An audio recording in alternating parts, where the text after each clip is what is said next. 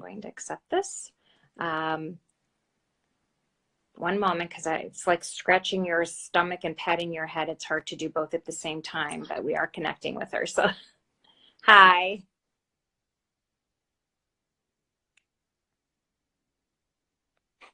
Hi there. We hear you. I'm so sorry. I don't know what No, happened. you know what? No apologies necessary. I think you have a very loyal following because we have people that just stuck with us through my Hey, blank everybody. stares. And so we are happy to have you, Reverend Stacey. Thank you so much. Thank you for your patience. Of course. And we had a question that came in, which I will continue to address a little bit later from DVA for EVA. So Okay. thank you for that question. And I'll continue that in a bit. But let's get started, Reverend Stacey. And I Okay. started to tell the audience today that we seem to be in such an amazing time in the world of infertility right now. That being that there are so many more articles and research and publicity and media about infertility in the African American community. And I wondered if you could tell us a little bit from your perspective, what is going on? Well, I think yes, we are in a wave. It's been like a wave of uh, marketing and promotion and storytelling, particularly around African American women. Um, what's interesting is the Oprah magazine, they came to us early summer talking about the story that was going to come out, them and women's health, stating it was going to come out in October. And so I really think that that came out right after that came out, which included not only fertility for colored girls, Broken Brown Egg, and other support groups. It also included all of these stars who have struggled with infertility.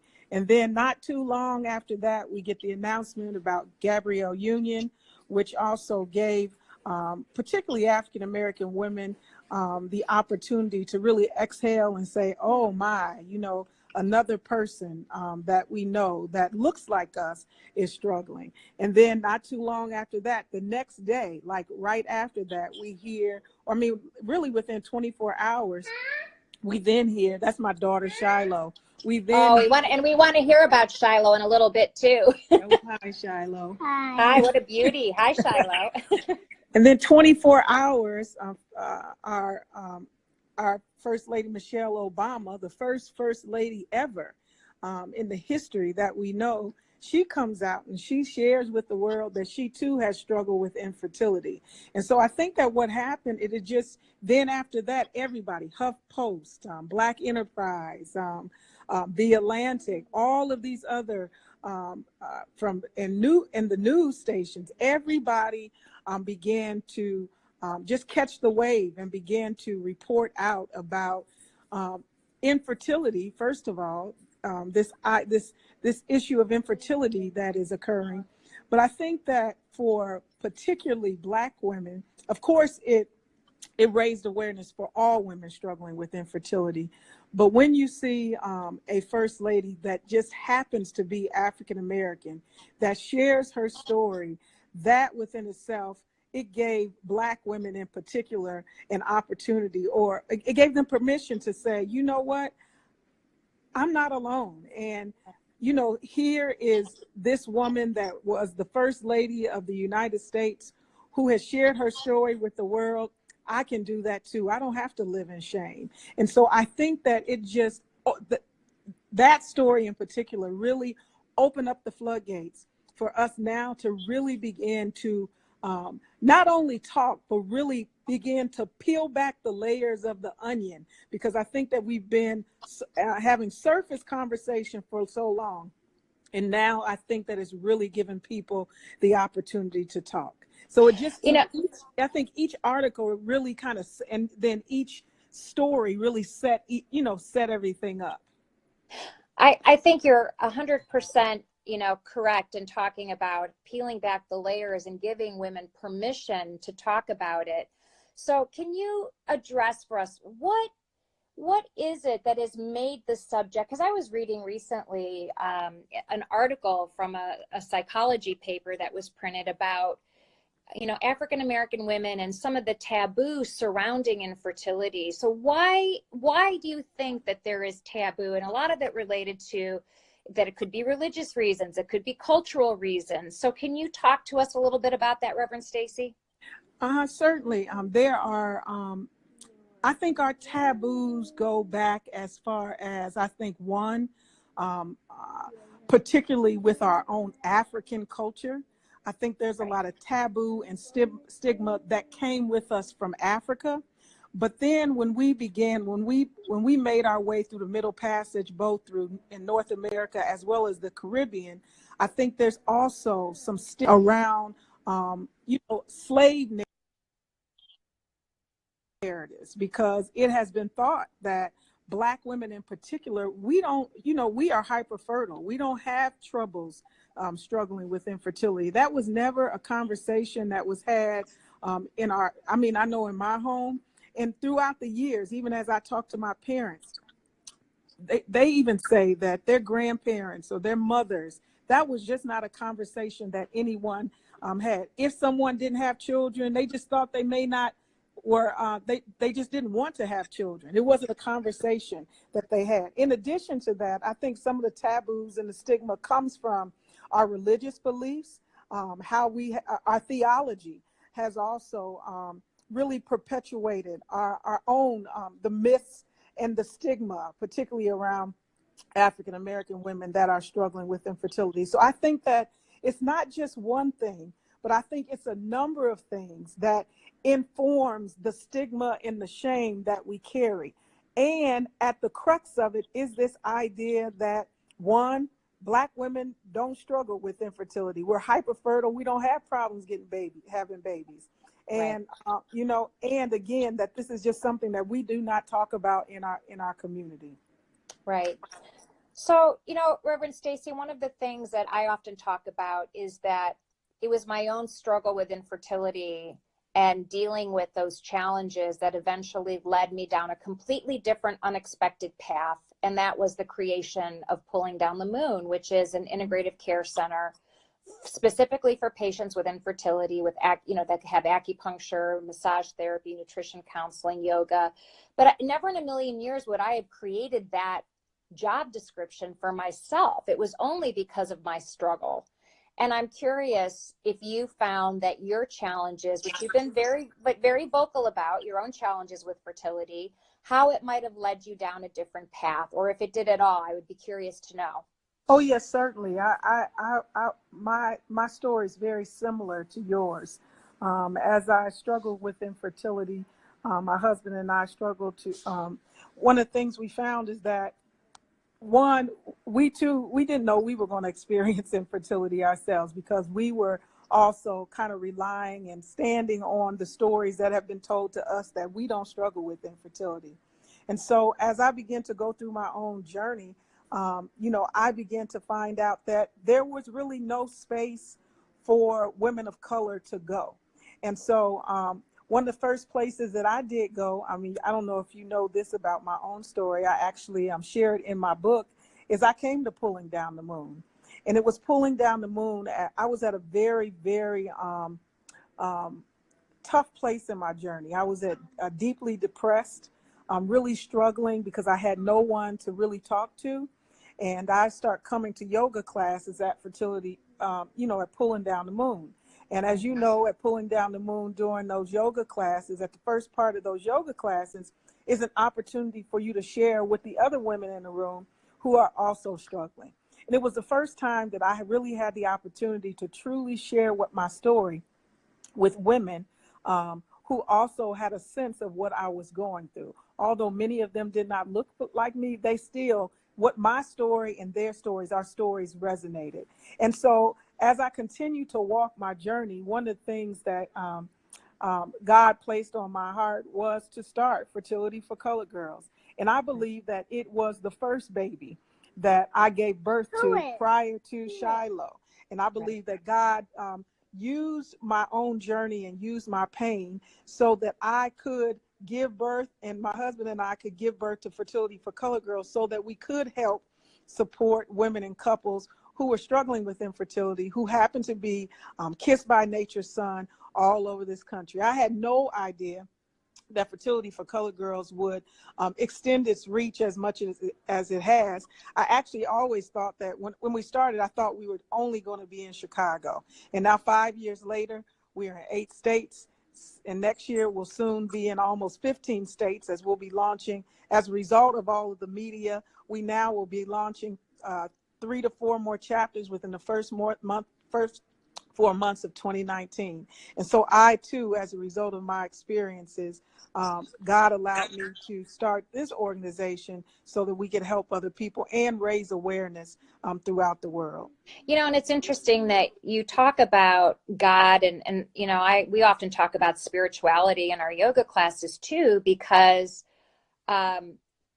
infertility is one of those circumstances in life where a lot of patients will say, what did I do wrong? Why has God abandoned me? Or is God, you know, trying to tell me something, or did even, you know, for past transgressions? And I think it's, you know, it's really important for us to relay to other fertility warriors that this is a journey, you know, very similar to many other journeys. And sometimes, just as you mentioned, and I have mentioned, we don't often understand, or can we see the nature of God's plan for us. And we both ended up on very, very different paths than we anticipated because of it. And hopefully other people are benefiting. I'm happy to hear you say that you benefited from pulling down the moon. And now we know so many others are benefiting from Fertility for Colored Girls. Yes, yes. And part of the reason why we do exist is because you all pulling down the moon planted a seed in me. That was, you all planted it and watered the seed so that, you know, it would, you know, water the seed called Fertility for Colored Girls. So we are, I believe it's an African term called Ubuntu that says we are, I am because we are, and we are because God is. And so we could not be without you all. And so I say thank you for that. Oh, that's beautiful. Thank you. And I know that you said you have several organizations or several chapters that are opening up around the country. So can you tell us a little bit, what cities are currently active? So currently we are, of course, in Chicago, Richmond, Virginia, Washington, D.C., Atlanta, Georgia. We're also in Detroit, Michigan. We're also in the Mid-South, which services Memphis, Mississippi, and Arkansas, Dallas, Texas, and also Charlotte, North Carolina. In March, we will be launching in Nashville, Tennessee. We have 10 women on the ground who are preparing to receive us in March. In April, we'll be launching in Philadelphia. We have about 7 women on the ground there. Probably in May, we will be launching in Vegas. We have a meeting next week. We have about 10 women on the ground there ready to receive us. And then we are also having conversations with people in Kenya with our hopes to launch our first Fertility for Colored Girls of Africa on the continent. And so we're very excited about that. And our goal is to have 20 by 20, that we will be in 20 states by 20, which will be in 7 years. And so we're excited that we will, you know, that we will have this opportunity to be able to serve women and support women on their journey. That's absolutely amazing. And, you know, I hope the medical community will start to respond in kind. And I know Shady Grove Fertility recently published a study at the American Society for Reproductive Medicine in 2018, talking about how, you know, colored women do have greater increases in infertility, and also have a shorter duration of pregnancy, that the chances of having an earlier live birth are increased as well. And I know one of the results of the study said that uterine factors played a big role. And I think that it's important for all of us to get the message out that early intervention is really important, that oftentimes I think we all sort of wait and cross our fingers and say our prayers and hope, but it is also very beneficial to go and seek out medical assessment early on, so we understand if there are structural issues or fibroids or pelvic inflammatory disease or endometriosis that could be potentially decreasing our fertility. Oh yeah, exactly. I think that is so important. you know, that's why it's important for us to have conversations like this and continual conversations, not just conversations when stars or, you know, First Lady Michelle Obama, comes out and makes these, you know, declares that they're struggling with infertility, but the conversations have to continue so that women can understand that it is imperative that they take the time to go out and see doctors so that they can find out their fertility status and find out what's going on with their bodies.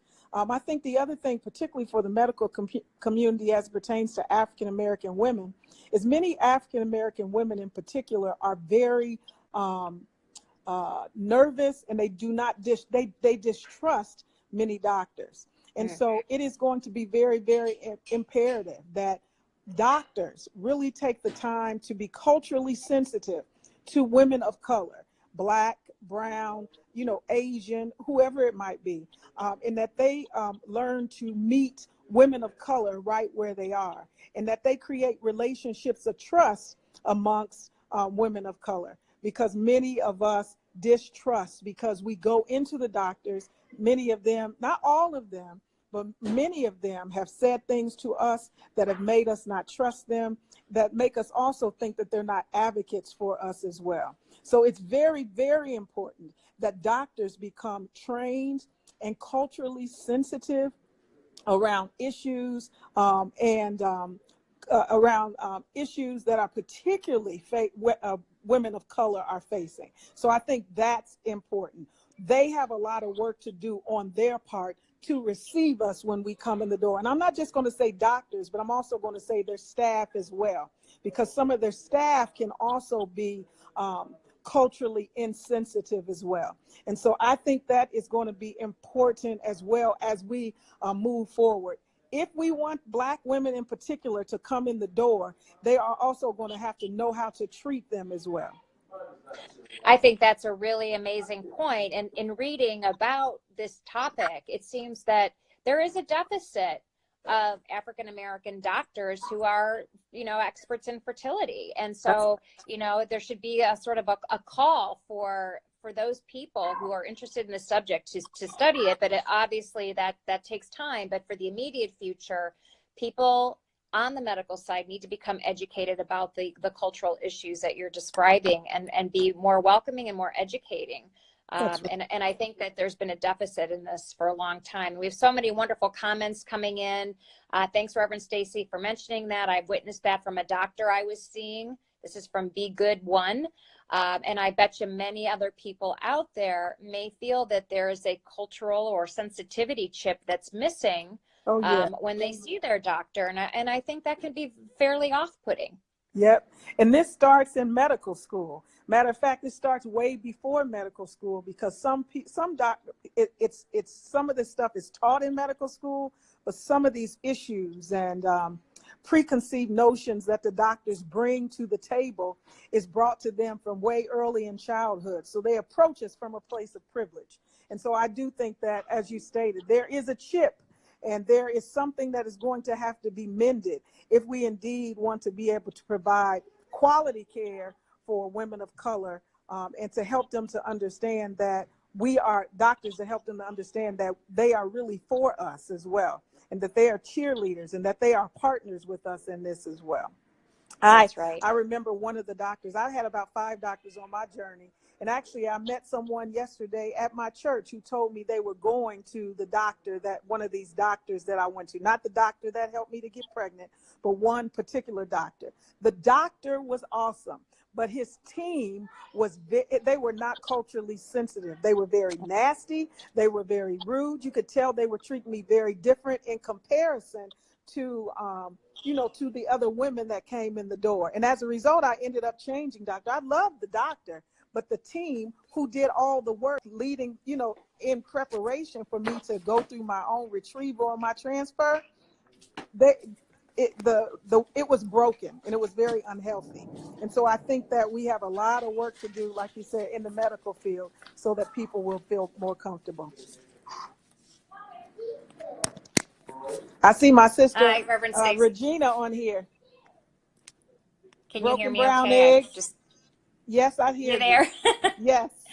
I just had to move because I got a strange low battery signal. So, yeah, I think you are absolutely right. And there's so many issues that still need, a large amount of education from the medical side. And I just wanted to say thank you so very much for being with us today and talking about these amazing issues and topics that I think are very relevant, in pop culture and just culture in general. So thank you so much for being with us today. Thank you for having me with you. And I hope we can do Okay. some more work together. Bye-bye. Bye-bye. God bless. Mwah.